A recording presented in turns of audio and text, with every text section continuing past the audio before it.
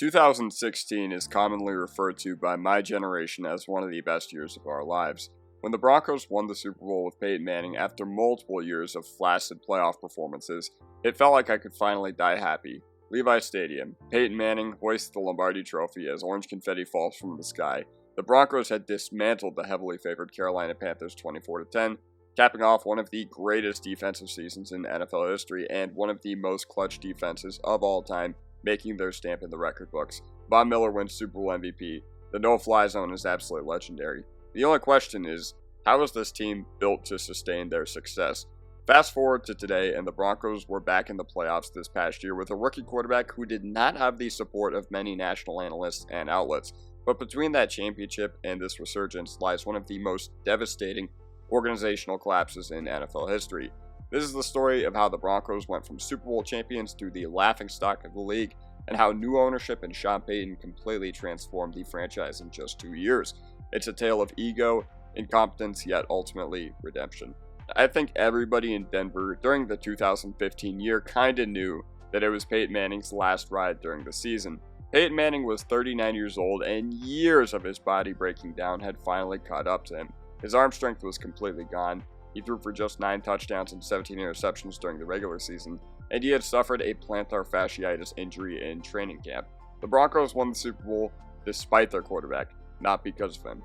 Obviously, we made it out on top, but when Manning retired after the championship, the Broncos faced a real question that would haunt them for the next 6 years. Who's going to be our quarterback?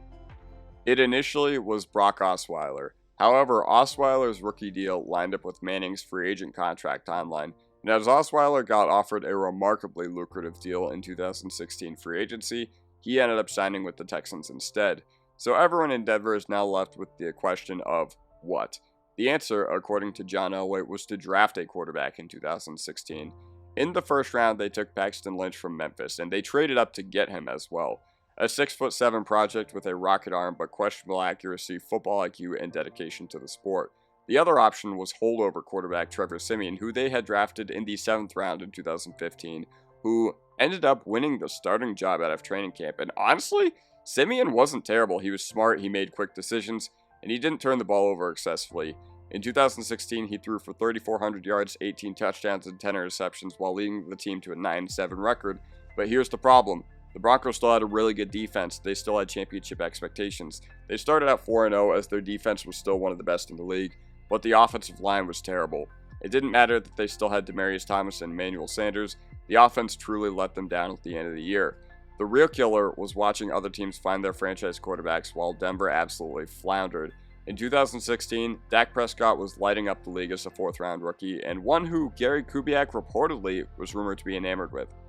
In 2017, Deshaun Watson and Patrick Mahomes also entered the league. And while obviously Deshaun Watson's career has been completely derailed on and off the field, Patrick Mahomes going to your division rival who had been playing high-level football with Alex Smith, of all guys, was the ultimate gut punch. But neither Siemian nor Lynch was ready to lead a championship team. But the 2016 defense was still absolutely elite. They had Von Miller in his prime, fresh off a new contract extension after winning the Super Bowl.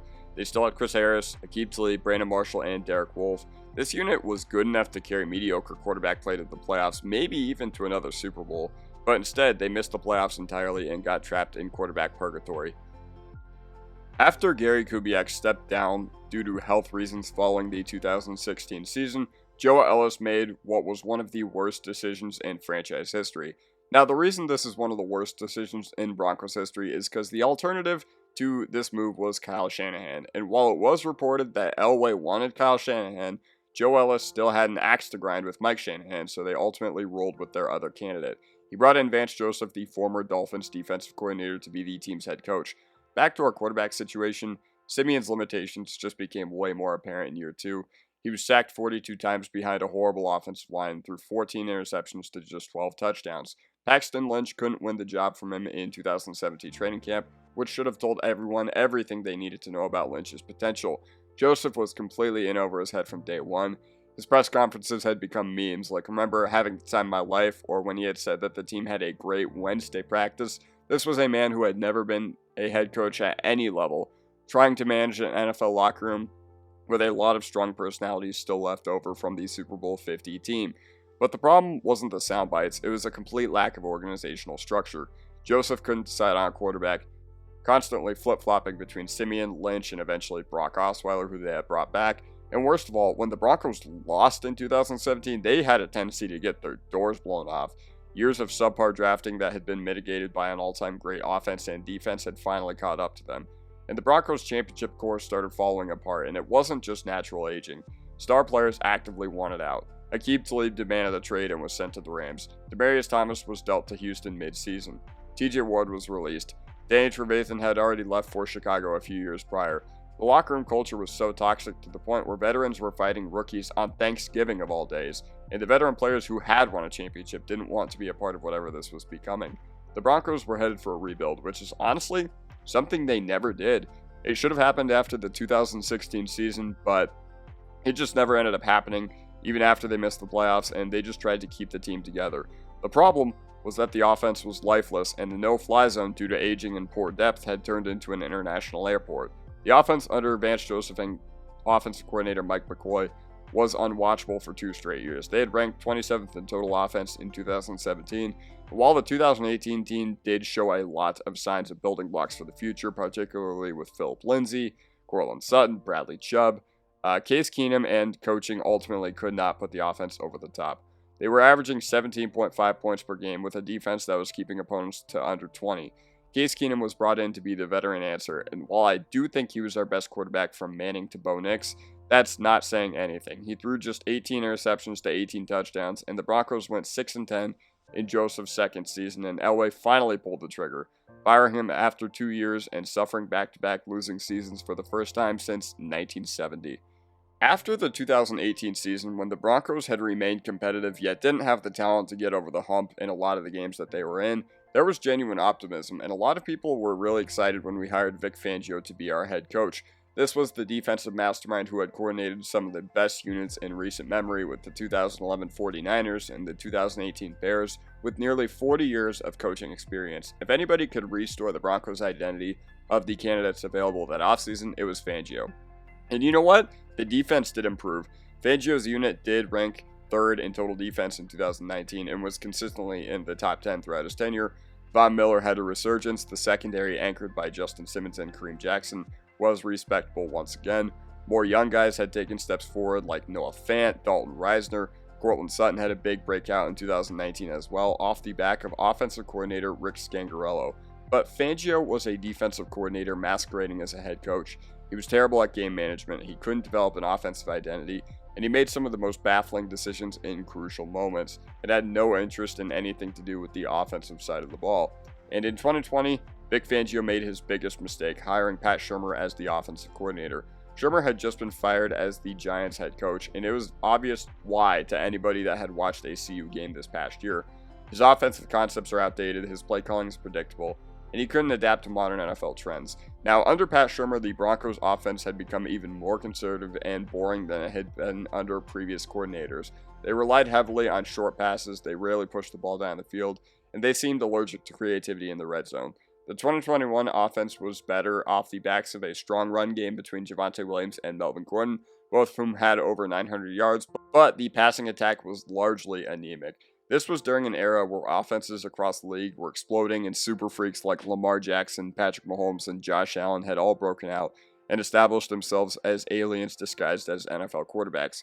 Teams were regularly putting up 30 a game, and the Broncos were struggling to reach even 20. I already kind of touched on the 2021 season, but I want to touch on something else that really epitomized to me everything wrong with the Broncos' decision after Super Bowl 50. They had Drew Lock, a 2019 second-round pick who had shown flashes of potential but had really struggled to put it all together. But they also brought in Teddy Bridgewater, the ultimate game manager, to compete for the starting job. Low risk, but also low upside quarterback.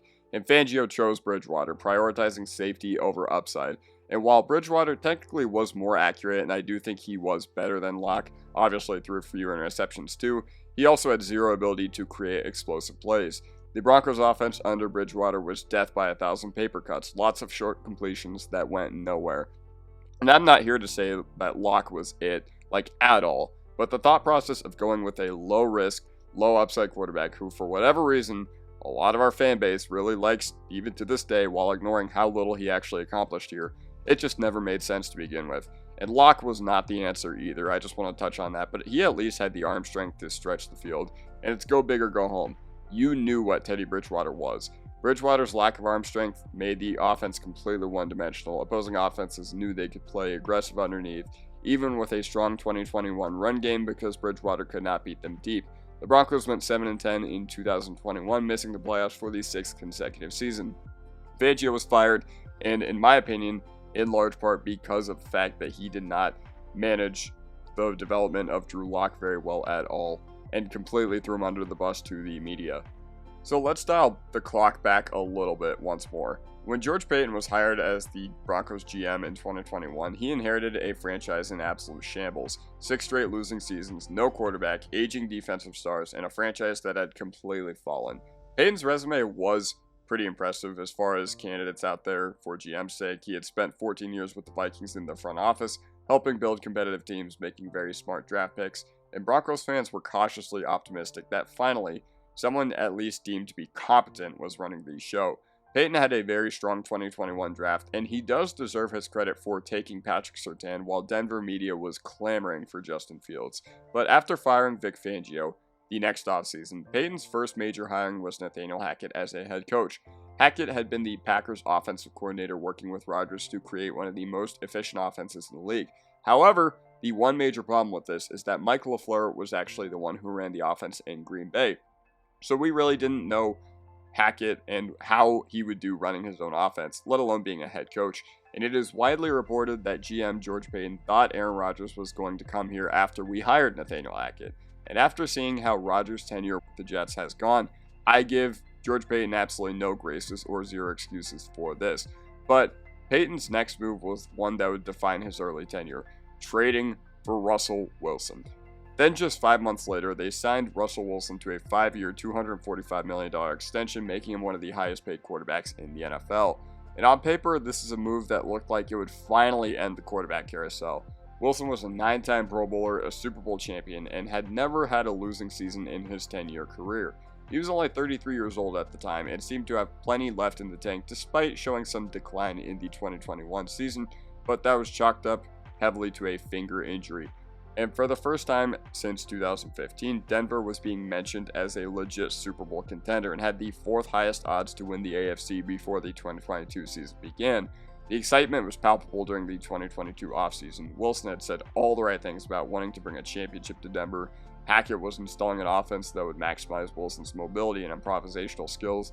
The defense had an ascending Surtain, a revitalized Bradley Chubb, and Justin Simmons, and everything looked perfect on paper. What happened in 2022, however, was nothing short of catastrophic. The Broncos started 2-6 and never recovered, finishing 5-12 in what might be the most disappointing season in franchise history. Wilson looked like a shell of his former self. His mobility was gone, his accuracy was inconsistent, and his decision-making was often questionable. But the bigger problem was Nathaniel Hackett, who proved to be completely unprepared for a head coaching role in the NFL. Fans were counting down the play clock for Christ's sake. He hired an in-game babysitter. The offensive line was terrible, and the overall situational awareness of Hackett wasn't there.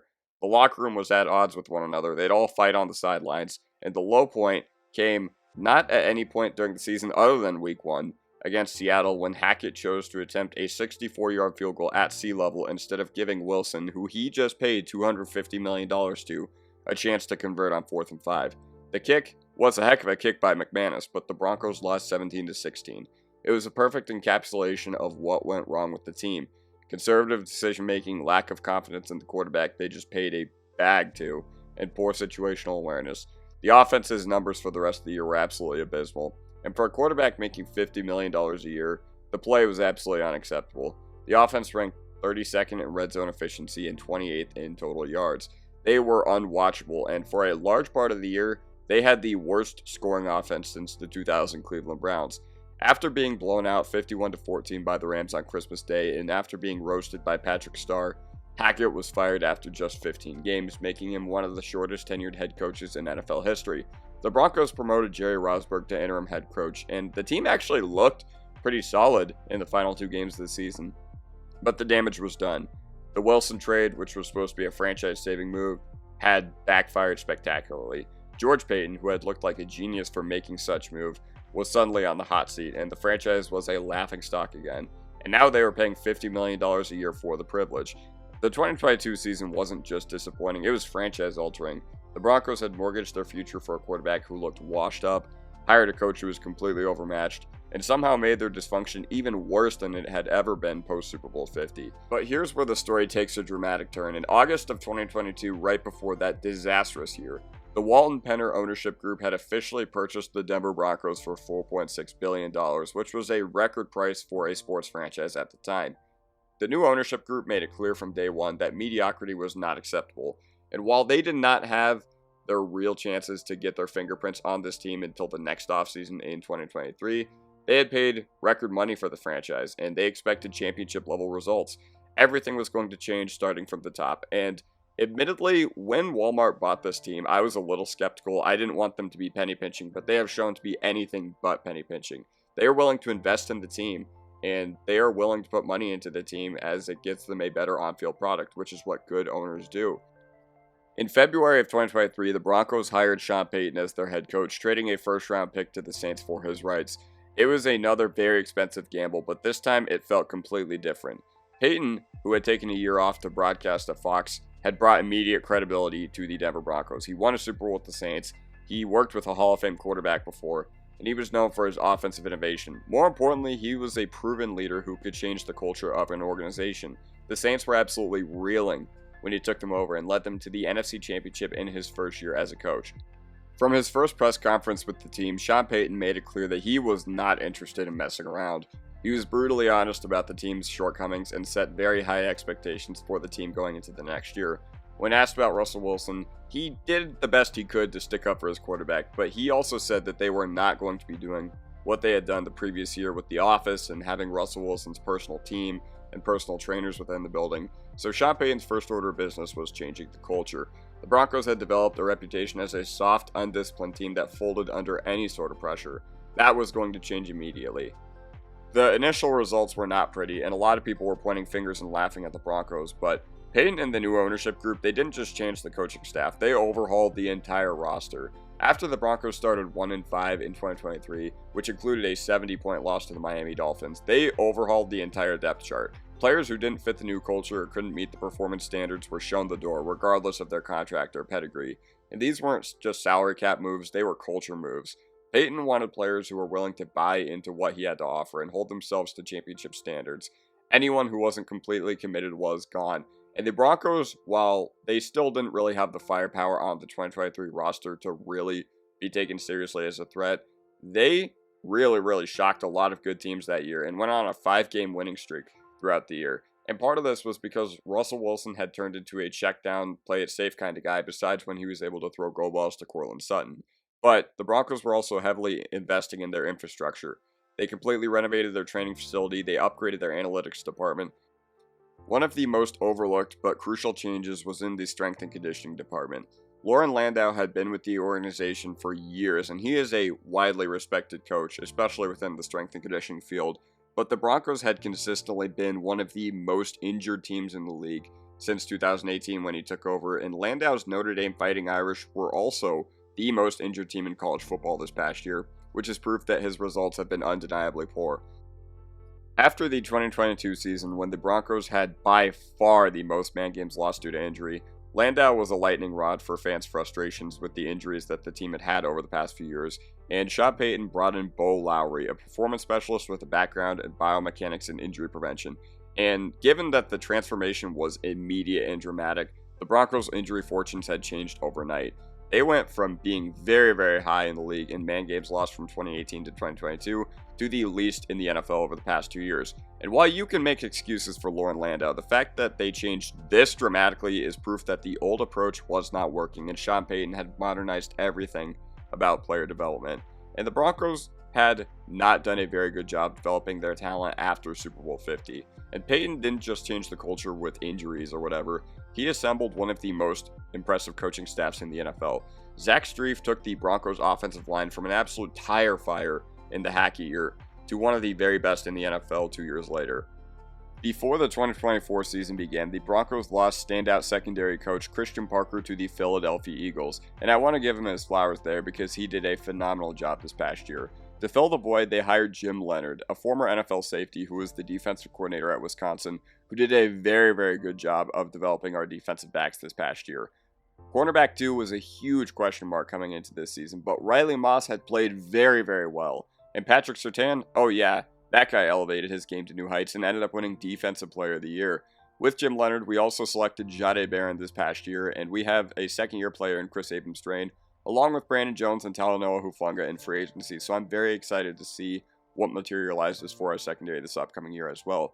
Jamar Cain was also our defensive line coach with a specialty in pass rush development. Brandon Jordan was also a personal pass rush coach who was not on the Broncos staff, but had worked specifically with players like Nik Bonitto and Zach Allen during the offseason, and those guys really elevated their game in 2024. Davis Webb is also an up-and-coming offensive mind who has been given recently the promotion to pass game coordinator and was huge in designing the 2024 offense. More on this later. But this wasn't just a collection of coaches, it was a carefully curated group of teachers and developers who could maximize every player's potential. And the Broncos were graded as the worst roster in the NFL heading into 2024, and honestly, not unfairly. I think there were a lot of questions on this team last summer, but those questions were completely put to rest when the Broncos actually went out there on the field. Going into the 2024 draft, quarterback was still a huge question mark. Russell Wilson had shown improvement under Payton, but ended up getting cut, which turned into an absolute PR nightmare. Most mock drafts had the Broncos taking a quarterback early, but the top prospects like Caleb Williams and Jane Daniels were long gone by the time Denver picked and were not realistic. Instead, they selected Bo Nix from Oregon with the 12th overall pick, and the pick was widely criticized. Many analysts thought Nix was a reach in the first round and questioned whether or not he had the arm strength to succeed in the NFL, but Payton saw something in Nix that others had missed. The accuracy, the high football IQ, and pure physical traits that honestly we really had not seen Nix show when he was at Oregon. These were traits that could be developed into franchise level play with the right coaching and the right system, and the Broncos were still given no respect by NFL circles by being labeled by Vegas as a 5.5 win team. But what happened next was nothing short of remarkable. Bo Nix did not just manage games this past year, he elevated the entire offense. His accuracy was amazing. His decision-making was pretty mature beyond his years, and his mobility and throw power added a dimension the Broncos have not had in a long time. And the transformation, for what it's worth, is entirely complete. You know, it starts with the top down in the NFL. Once the Penners bought the team, and once they hired Sean Payton, everything else followed. The strength and conditioning staff, the positional coaching staff, everything about the Broncos is so strong right now. And it resulted in the on-field product being very, very good this past year, one that a lot of people were not expecting. The defense, anchored by a resurgent pass rush featuring Nik Bonitto and Zach Allen, was back to elite levels. A secondary with Defensive Player of the Year Patrick Surtain, but also one that had breakouts from Riley Moss and Brandon Jones, had played so well. The offensive line, rebuilt through smart drafting and free agency, was the best pass blocking unit in the NFL. And the receiving core, still not really all that proven, but Devon Bailey and Marvin Mims had played very well in the second half of the year, and Courtland Sutton was Bo Nix's go-to guy this past year. They were creating separation constantly. But more importantly, the team had played with an edge and a confidence that had been missing for years. They weren't just hoping to compete, they expected to win every game they played. And they were competitive in every single game they played in this year, except for one. Or maybe two. A game against Baltimore midseason and the wildcard game against Buffalo, which was a shanked field goal from being tied at half. But the real change is how the team carries itself. Players now hold each other accountable once again, and veterans are now mentoring rookies, and the locker room is now unified around a common goal, which is bringing a Lombardi trophy back to Denver. Sean Payton has done more than just fix the on-field product. He has restored the pride and identity of the Denver Broncos, and the ownership group deserves a lot of credit for that as well. This was the team that once again expected excellence and wouldn't accept anything less, and now going into next year, I expect them to compete for the division title. So that is how Sean Payton and the Denver Broncos ownership group had basically turned around the team overnight. And yeah, that basically does it for me. Let me know what you guys think in the comment section down below, and I will see you guys next time. Peace.